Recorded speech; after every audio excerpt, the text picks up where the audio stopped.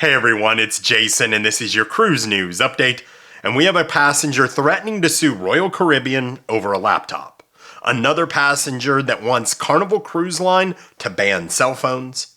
And I'd love your opinion on this last one. If you were given one free perk on your next cruise, what would you choose? So cruise story number one, and how would you feel if your favorite cruise line decided to ban all electronic devices at dinner? Cell phones, tablets, etc. So someone wrote into John Hill, the brand ambassador for Carnival Cruise Line. And they said, look, we're a Christian family. We like to have dinner together and we ban them, our kids, from having any electronic devices. And we don't have them ourselves. We like to communicate at dinner.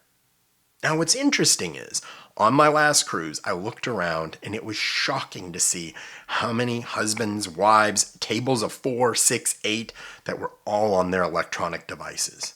It was actually sad to see. I caught myself a couple times. And I said, that's not what I want to do. I don't come on a cruise to be on an electronic device. So, what did John Hill say? He said, look, we can sympathize with you. We understand it. But unfortunately, that's not something that we can do. Now, I thought the comments would be much more different than they were.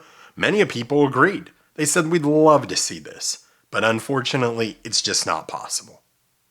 What would you do if your cruise line decided to do this? Do you ever catch yourself on your phone too much on your cruise and not enjoying the little things about your cruise, such as dinner? Now, what I do personally is I shut my Wi-Fi off at dinner.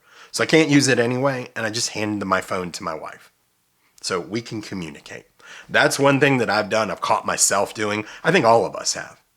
Let me know what you do in the comments. So cruise story number 2, and I want to know who you think's at fault. And it's a little bizarre story as a passenger on Royal Caribbean is threatening to sue over a broken laptop.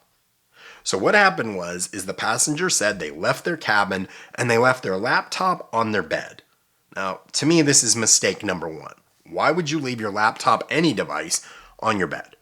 So obviously the cabin attendant came in to clean and they had to remove that laptop from the bed in order to make it.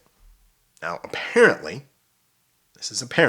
they put it on the floor and the cabin attendant backed up and stepped on it and smashed it to pieces. This is what the passenger said. They said the cabin attendant apologized profusely for it. So they went down to guest services and they said, hey, look, the cabin attendant made a mistake. They stepped on my laptop. They explained the situation. And guest services was, we can't help you. They escalated it. They talked to management on the Icon of the Seas, and they said, we can't help you. Who do you think's at fault with this? Now, they did leave their laptop out, but the cabin attendant did admit that they stepped on it. And they said they had a wonderful cruise on the Icon of the Seas, amazing time other than this. And now they're saying, hey, I'm going to have to sue Royal Caribbean because of this laptop. Now, obviously, suing over a laptop, obviously with lawyers involved and things like that, it's probably a lost cause. But who do you think's at fault with this? Should the cabin attendant who stepped on it, supposedly, be at fault? Or why did you leave it out on your bed? Would love to know what your thoughts are in the comments. So before I get to cruise story number 3, I would ask that you please like this video and consider subscribing, as it does help the channel grow. If you could do that for me, I would greatly appreciate it. Thanks so much. So cruise story number 3, and I'd love to hear from you on this one, and I think this is kind of a fun question. What perk would you choose for free on your next cruise if you had one choice? Now, many people that I've seen on Reddit, Facebook, and other places have said they would choose the beverage package. Now, personally, to me, I don't drink that much. So I would probably choose Wi-Fi.